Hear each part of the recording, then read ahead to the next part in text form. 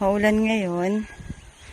Pero umakyat kami sa taas para lang ma-check yung mga bago namin tinanim. So kahapon nagtanim ako ulit, and then nagsaboy ako ng mga petchay. So ngayon check natin kung may mga tumubong petchay.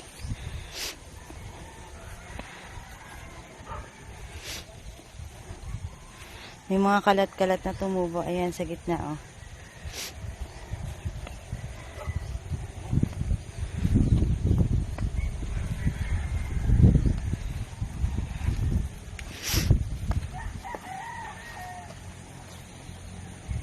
Cute. Oh, lumalaki na sila.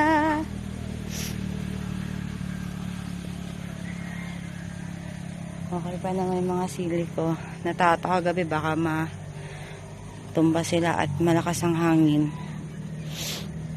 So far, okay naman.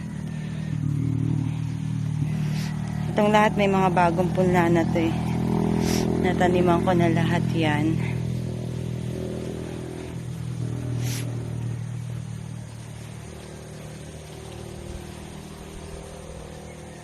So mga after a week, may makikita na kayo dyan na mga bagong tubo na naman.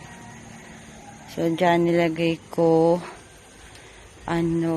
patola, kalabasa, sitaw.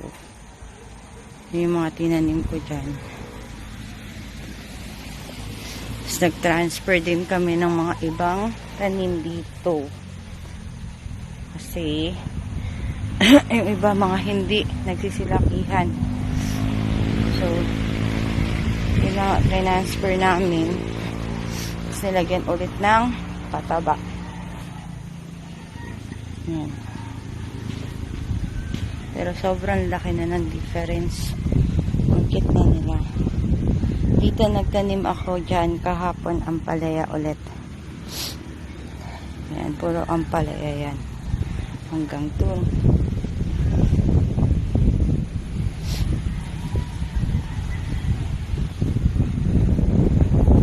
Ayan na siya.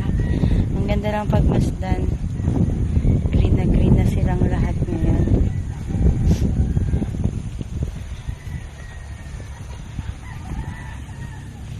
Ayan. Dito nag-transfer din kami ng mga ampalaya. Ayan.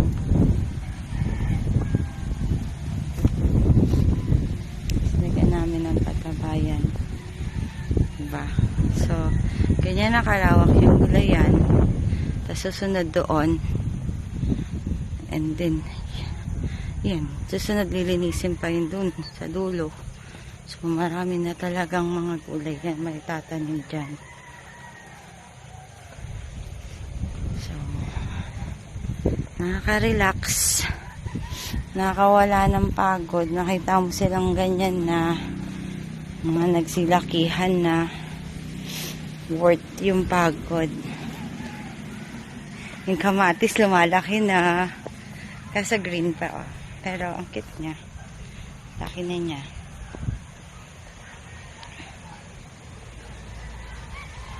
Yung mga talong, nalapit na rin daw itong mga magsipagbunga kasi malalaki na sila eh. Saka may bulaklak na eh. Oo, nakita ko na. Lalaki na, no? Bilis. Ito, tumis na ito.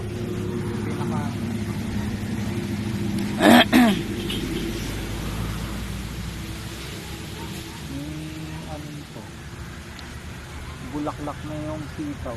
Yes. So mag-aano na rin yan. Dalawa na yung sitaw. Eto, may sitaw dito. Pakikita ko sa inyo.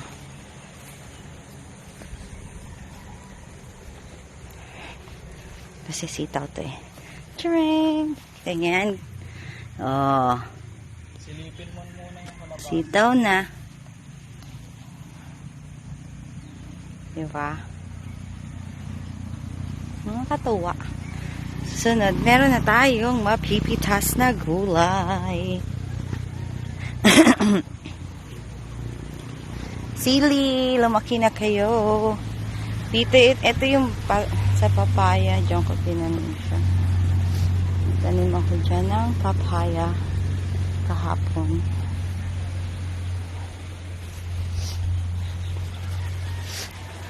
So, ayan ang update sa gulayan para ngayong araw. Hindi tayo magdidilig mamaya at maulan.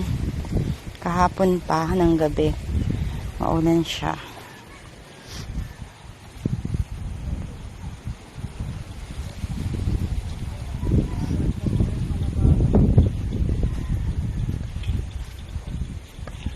Yung kalabasa may bulaklak na eh.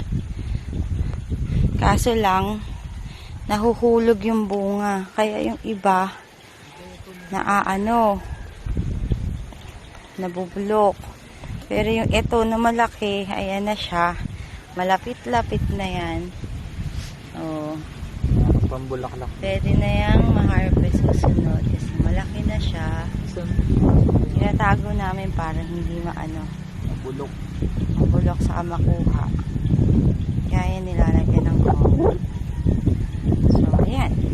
Oh, maulan. Malamig. Ganda na. Bye! Yan naman.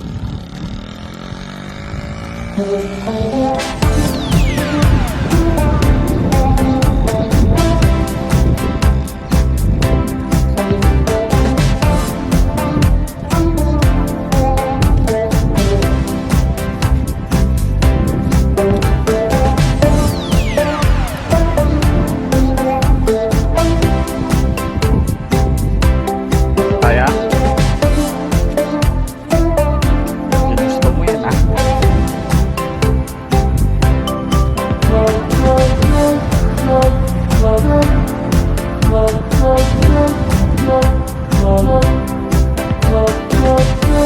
Pag may bababa ah, iabot mo sa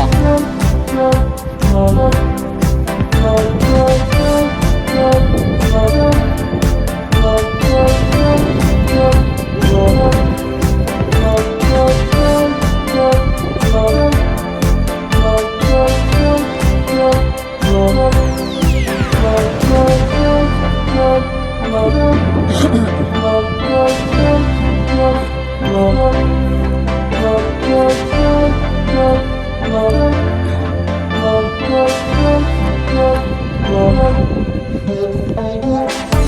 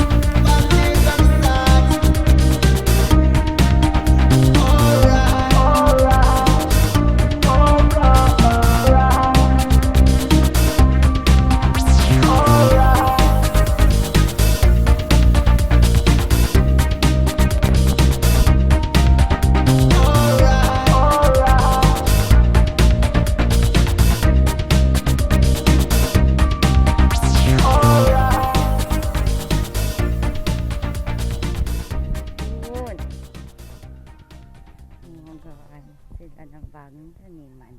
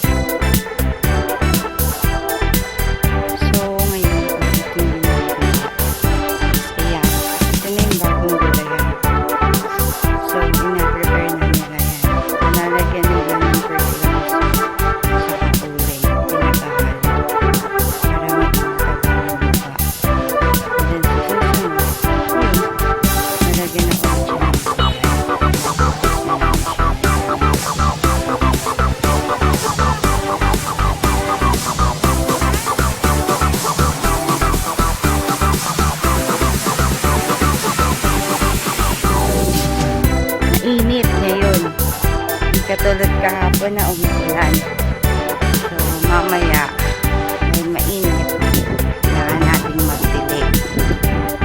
So, ayan. Yan pa rin yung mga tanim natin.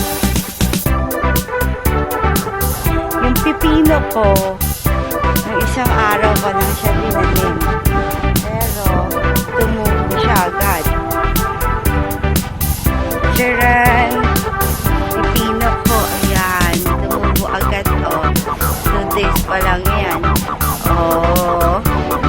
Susunod, meron na ako, pipino. So, yan yung bagong nilagay dyan, pipino. Tumubo na siya agad.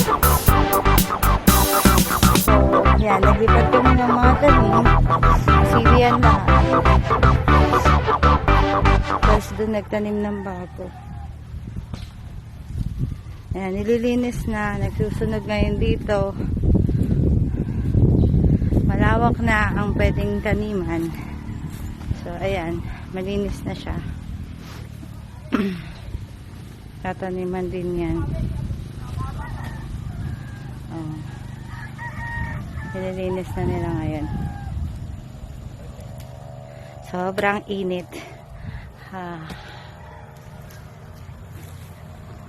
Mainit ang panahon ngayon. Tapos nagsusunog sila.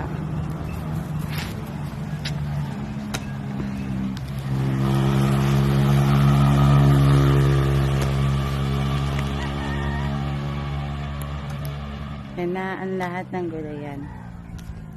Sobrang lakot na niya. So, kapag sinerte, tumubo lahat. Maraming gulay na i-harvest.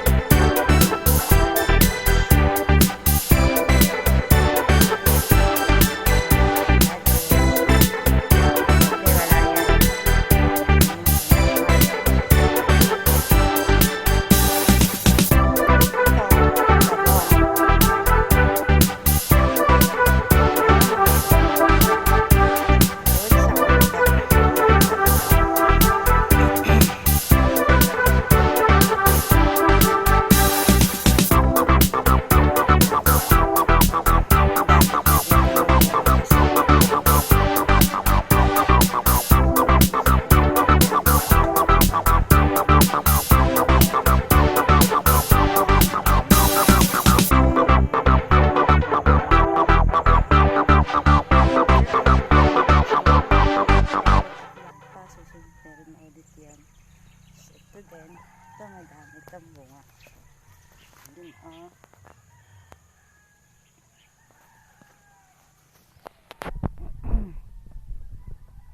Ayan. Ito, radish. Ayan, gusto na.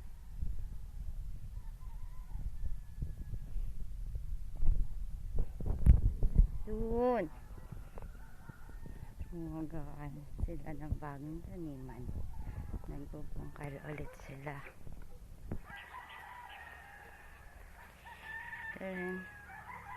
Lawak na susunod ng gulayan. Malinis na siya dito.